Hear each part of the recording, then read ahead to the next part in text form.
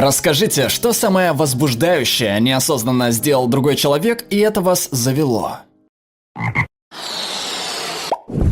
Вчера вечером я пошел на свидание с девушкой, которую давно знаю. После ужина мы возвращаемся к ней домой, чтобы посмотреть фильм. Она переоделась из штанов в шорты. Когда она возвращалась вниз по лестнице, то извинилась за то, что выглядит как идиотка, потому что у нее были высокие носки под брюками, и она их не меняла. Бах! Теперь это мой фетиш.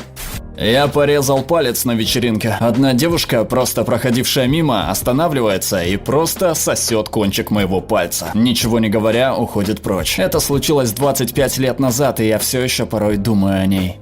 Официантка пролила воду мне на колени и промокала мои шорты полотенцем в течение добрых 30 секунд. В тот вечер она получила хорошие чаевые. Она точно знала, что делает. Да, поверьте мне, никто не будет по ошибке касаться промежности незнакомого парня. Последний год обучения в университете я участвовал в презентации группового проекта. Одна из девушек в нашей группе была очень классной и симпатичной шведской студенткой по обмену. Мы сидели в сторонке, пока один из членов нашей группы выступал с докладом. Она наклоняется и начинает шептать мне на ухо что-то по-шведски. Черт возьми. Я поворачиваюсь, чтобы посмотреть на нее, и она краснеет, хихикает и извиняется, говоря, что она перепутала язык. У нас было много шведских студентов на курсе, поэтому они часто говорили на родном языке между собой. Затем она повторяет все по-английски, но я не слушал, потому что был слишком сосредоточен на том, как я буду выступать перед группой со стояком. Когда парни снимают свитер, и их рубашка немного задирается вместе с ним. Это всегда так неожиданно приятно. Я помню, как однажды один очень горячий парень, чью сексуальность я еще не заметила, вскинул руки, чтобы поднять ребенка в воздух, и, о боже, это до сих пор мое приятное воспоминание. У него был впечатляющий пресс. Эх. В средних классах у меня была подруга, которая училась на дому и работала в магазине пончиков. Мои родители оба работали в ночную смену, так что я обычно был дома один после школы. Она приходила ко мне каждый день, пахнущая пончиками.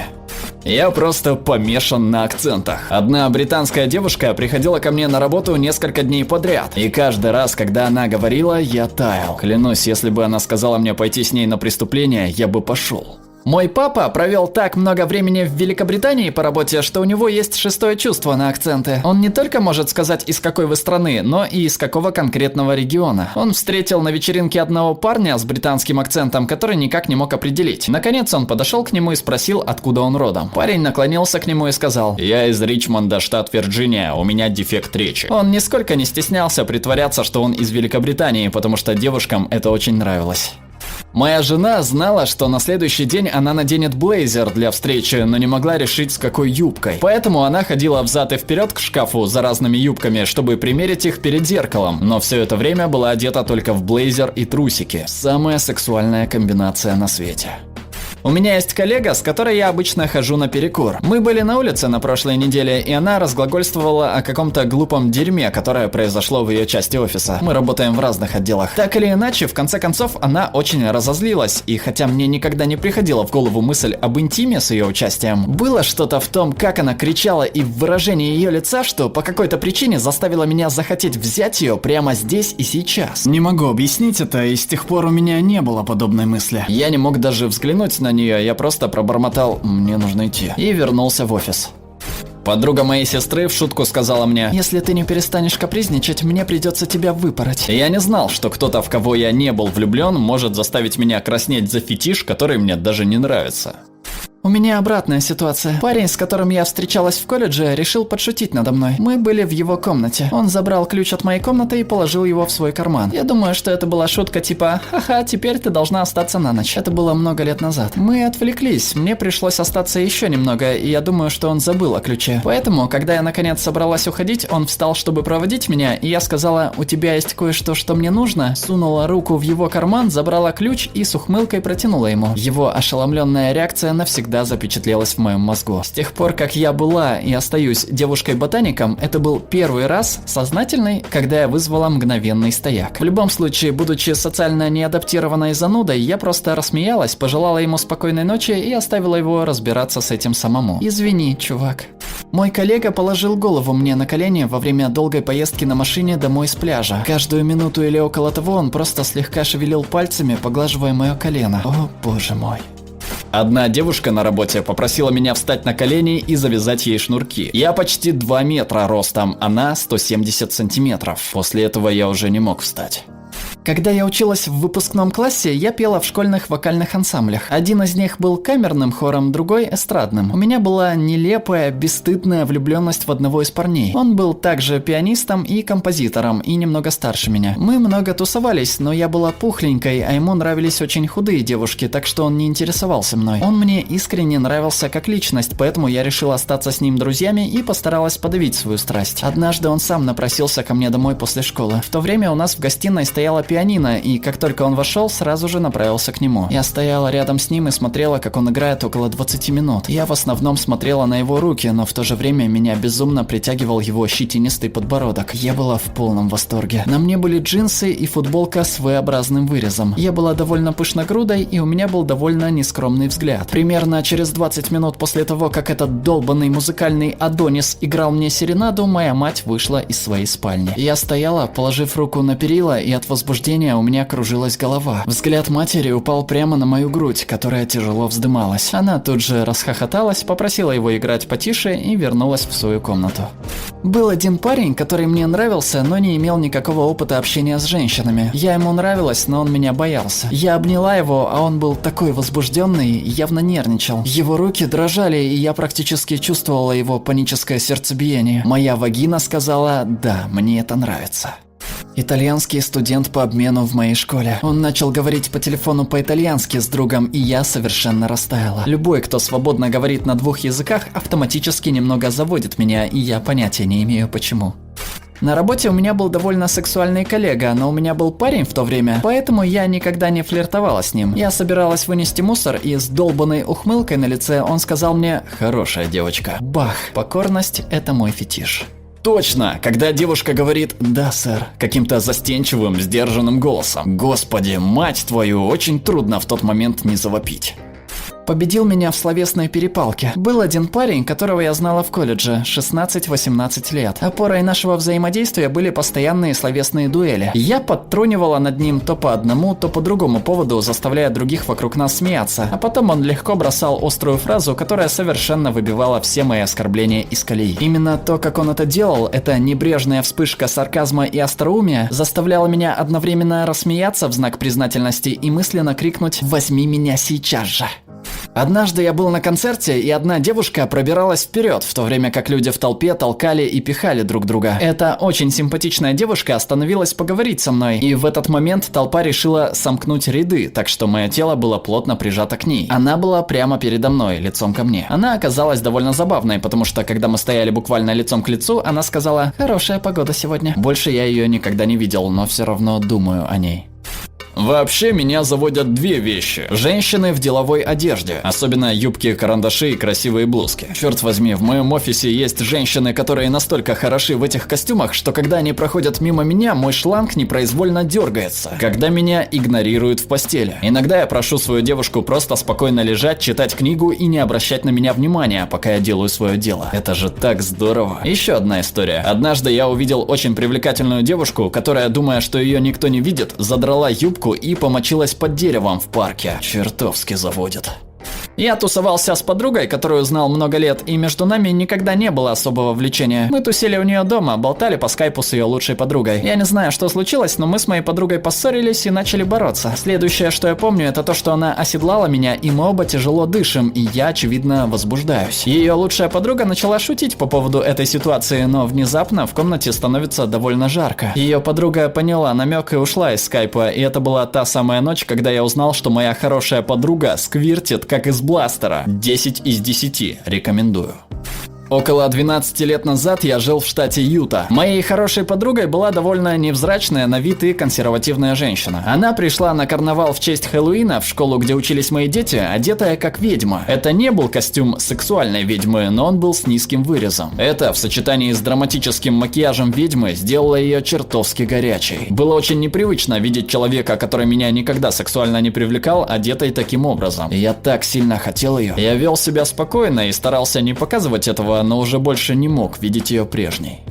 Это очень странно, но так случилось с моим лучшим другом, одноклассниками, даже моим менеджером на работе. Вы знаете, когда парни укладывают волосы и зачесывают челку наверх и слегка смазывают волосы гелем, чтобы прическа держалась. Отлично. Так вот, когда парень слишком усердно работает или чем-то увлечен, или вообще в принципе неважно, что он делает, и несколько прядей волос падают ему на лицо, это самая сексуальная вещь на свете. И если я стану свидетелем этого момента, клянусь, я мгновенно влюблюсь.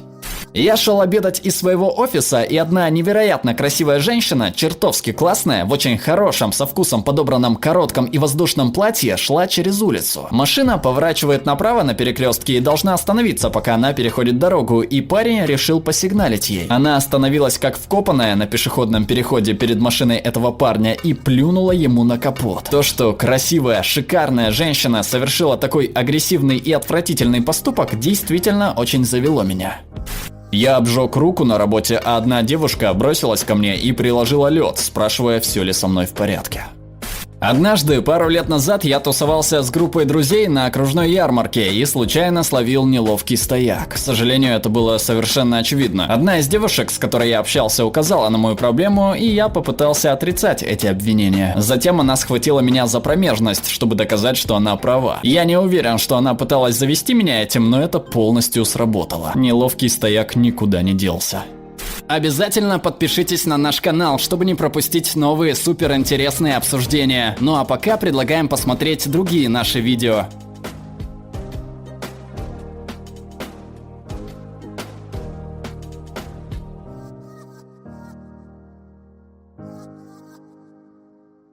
All right, everyone's presentations are done. Nick, the manager, said as he tried to move the discussion forward. Excuse me, I haven't. I recently found out something. Nick interrupted me and began to speak. There's apparently someone in this department who didn't graduate high school and is just a part-timer. Meetings should be for employees only. Absolutely right. His lackey, Mike, of course, agreed with Nick. I'm leaving. After leaving the meeting room, I started to shut down my computer. I noticed that an email had arrived, not in my personal inbox, but in the company's shared email. Thinking, there's no point in speaking up, no one will listen, I went home quietly. The next day, I heard a commotion from Nick's desk. He was staring at his computer screen, his face pale. Nick? Is something wrong? Mike looked at the screen with him. And he turned even paler than Nick. Why is he so angry? Knowing the reason for Mike's distress, I thought to myself, serves them right. My name is Adam. My mother passed away when I was in the 9th grade, and I was raised by my father. Well, you could hardly call it being raised. After my mother passed, my father changed. He drowned his sorrows in alcohol, and though he still went to work, he squandered our living expenses on horse racing. Because of that, I had to start working part-time as soon as I entered high school. Every month, I went to the convenience store with bills in hand that couldn't be auto-deducted from my father's account. Even though I endured it because I didn't want to be alone, I reached my limit in my second year of high school and dropped out. I found a live-in job at a distant inn. Thank you for everything. The day I left home, my father, still staring at the TV, spoke. Take care. That was our last conversation. Back then, 18 wasn't the age of majority, so I needed my father's permission to work, and I couldn't hide my place of employment. Yet, my father never visited me even once. I kept working just to survive, and before I knew it, I was 42. Years of hard work paid off, and I was transferred to the headquarters. I was thrilled to be recognized by the company, as I thought I'd be working in the field until retirement due to my lack of formal education. Listen up. Our work can change the future of our employees. Don't drag us down. On my first day after the transfer, Nick, dressed in an expensive suit, spoke sternly. There was a reason for this. Our inn was located in a prominent tourist destination, known so well that everyone in the state could sing its commercial jingle. At its peak, we had 5 locations within the state. But that was long ago.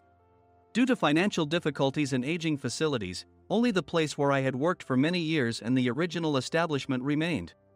I was prepared to lose my job anytime, but now there was a glimmer of hope.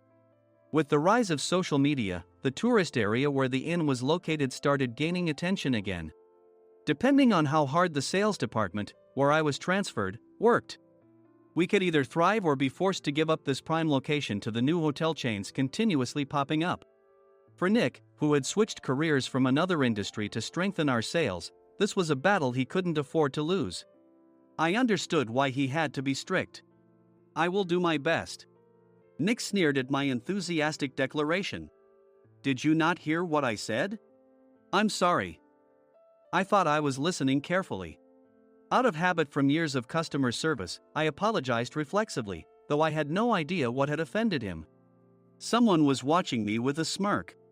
In this department, there are those who are expected to excel and those who have been shoved here because they have nowhere else to go. You are the latter. It was Mike, the section chief. He's 7 years younger, at 35. But he was called to headquarters much earlier than I was and had been moving around within the headquarters ever since. I'm not jealous, but I can't accept that he's my boss. Graduating from a prestigious university, he has an unusually high pride and caused many problems as a newbie, making things very difficult for me when I was the front desk leader. When I found out Mike was transferred to the sales department a month before me, I was disheartened. Mike is right. With just a middle school diploma, there's not much you can do.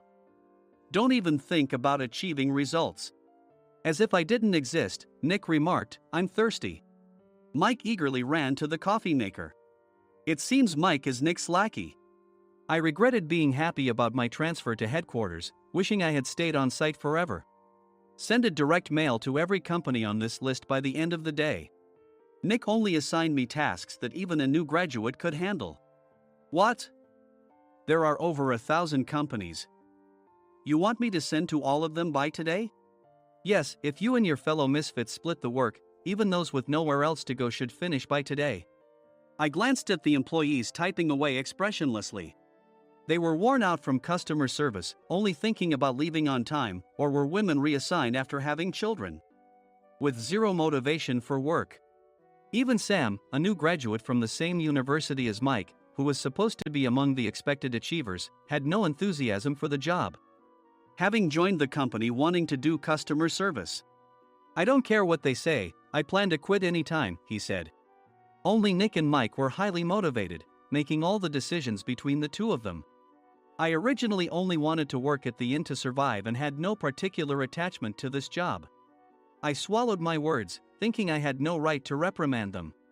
About a month after the transfer, Nick told us with a frustrated look. To commemorate the 50th anniversary, we've decided to create a plan exclusive for one group per day. Originally, Mike and I were supposed to come up with it, but our president, Mr. Thompson, insists on hearing everyone's opinions. So, you all get a chance. As Nick explained, Mike began handing out prints. Make sure not to embarrass Nick. If your ideas are half-baked, you'll have to redo them.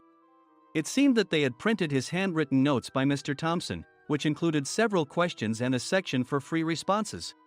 It made sense why Nick had to seek our input, given that all responses had to be submitted to Mr. Thompson. We were given a week to think about it, and a meeting was scheduled to compile our ideas. My plan is to let guests enjoy both the old and modern America. Nick began the presentations. Guests would watch a master confectioner at a nearby traditional sweet shop make sweets in front of them. The welcome drink would be premium tea in a bottle. Nick's plan was certainly attractive. After his presentation, Nick called on us to present in the order we were seated. Just as I stood up for my turn. All right, everyone's presentations are done. Excuse me, I haven't. I recently found out something. Nick interrupted me. There's someone in this department who didn't graduate high school and is just a part-timer. He was likely talking about me. I joined the company as a part-timer and was made a full-time employee when I turned 20. That was 20 years ago, so Nick and Mike probably had no chance to know until recently. Meetings should be for employees only. Absolutely right. After that, Nick kept creating opportunities to solicit everyone's opinions, purposefully excluding me from speaking. The meeting unexpectedly heated up and went past the scheduled end time. A few people asked to leave, and the discussion continued with the remaining few. Still here? Normally, you'd leave in that situation. Though I had no attachment to the job initially, hearing kind words from customers made me want to make them happier. For someone like me, with nowhere to go, the inn was my home and customer service was my life. I felt pathetic about my current self. I'm leaving. I left the conference room and started shutting down my computer. I noticed an email had arrived, not in my personal inbox, but in the company's shared email. Thinking no one would listen to what I had to say anyway, I quietly went home. The next day, while preparing the DM as instructed, I heard a commotion from Nick's desk. In his haste to stand up, he hit his knee on the desk. He stared at his computer screen, his face pale. "Nick? What's wrong?" Mike, thinking he should be the first to rush over, approached Nick while still wearing his coat. He peered at the screen with Nick. And he turned even paler than Nick. Why is he so angry? Who is responsible for this company? Nick, more irritated than ever, asked, and Mike answered without checking. Probably Sam. Sam wasn't there because he was attending a morning training session for new hires. Nick gave up on getting angry and returned his gaze to the screen. They were looking at an email that arrived right after the end of the working day yesterday. Apparently, no one, including me, had checked it before leaving. The email was from a large company that used us for their annual employee trips. The president and executives of that company also frequently used our services personally. President of the company, Mr. Mason himself, had declared that neither he nor his company would ever use our services again. Well, some companies cancel their employee trips or stop using our services due to financial struggles. Let's just move on. Mike kept wiping the sweat from his forehead with a handkerchief. Knowing why Mike was so agitated, I quietly watched their interaction. Do you know how much revenue we get from that company? We can find other guests to fill the rooms, but we'll lose the banquet costs, gift shop revenue, rental car fees, and more. Moreover, the gifts were supposed to be prepared by the traditional confectionery shop involved in Nick's proposed plan. If it's known that we incurred such a huge loss at this critical time, Nick's position in the company would be jeopardized. Nick took a deep breath, seemingly trying to calm himself. All right, Mike. Go to New York right now and apologize to Mr. Mason. What? You're coming with me, right? I have urgent work to do. I trust you, which is why I'm entrusting this to you. Please.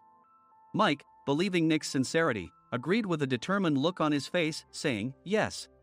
That's Nick for you. Even if Mike went to apologize, Nick would shift all the blame onto him if the client didn't change their mind.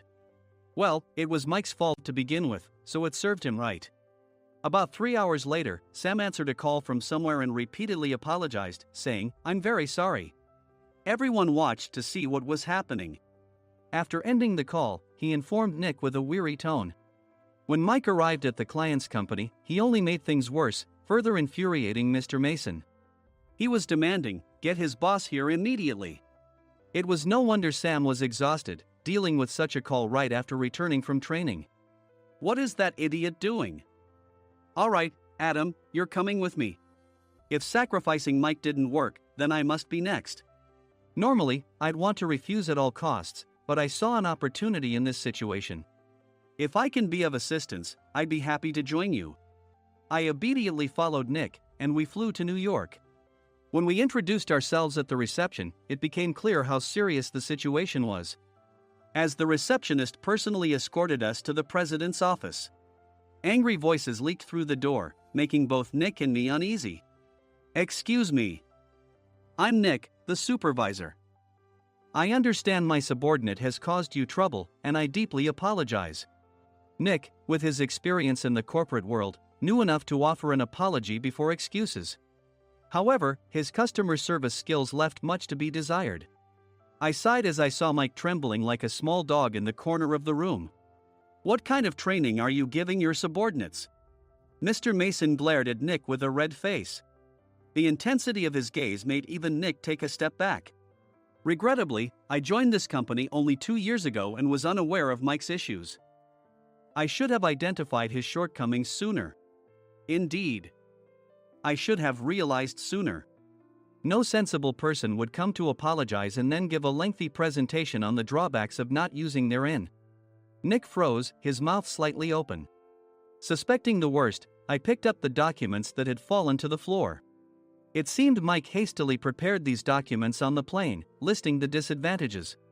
Disadvantage 1: if you change the venue for the company trip, employees might suspect it's for cost-cutting reasons, leading to a negative impression. Reading it aloud half-jokingly, Nick snatched the papers from my hand and checked the contents with a furious expression. Among the stack of documents was a receipt from a nearby convenience store's copy machine. I felt a pang of dread, hoping he hadn't shown the receipt as well. What do you think he said when I asked what kind of nerve he had to do this? I'm very sorry. Faced with the dire situation, Nick must have thought there was nothing left to do but apologize. In a voice smaller than I'd ever heard from him, he uttered words of apology. He said, "I'm a Harvard graduate. I don't believe I said anything wrong." Mike, what have you done? Forgetting his plan to pin the blame on Mike, Nick yelled loudly, even in front of Mr. Mason. "I didn't do anything wrong." "You're still saying that? Look at him." Mike pointed at me with a shaking hand. "I was assigned to headquarters in my 20s and now I'm a section chief. This guy only made it to headquarters at 42. Everything I've done proves I was right. So why are we losing the contract?" Having said his piece, Mike collapsed to the floor. "Of course. You were sent there because you had nowhere else to go." Mike never expected to hear such words from someone he looked down upon. He lunged at me, and Nick hurriedly stepped in to stop him. "Mr. Thompson told me Mike is a quick thinker, and to take good care of him." There's no way he was pushed aside. "Don't make things worse here." "He didn't say quick thinker, he said only quick-witted, didn't he?" I don't remember that part." I recalled the many troubles Mike caused when he was a newbie. When Mike was on the front line, his pride was so high that he never apologized to customers. Customer service, especially in our job, doesn't work alone. It brings both good and bad situations. If the front staff or housekeepers made mistakes, or the cleaning company didn't properly clean a room, one had to apologize to the customers regardless of personal fault.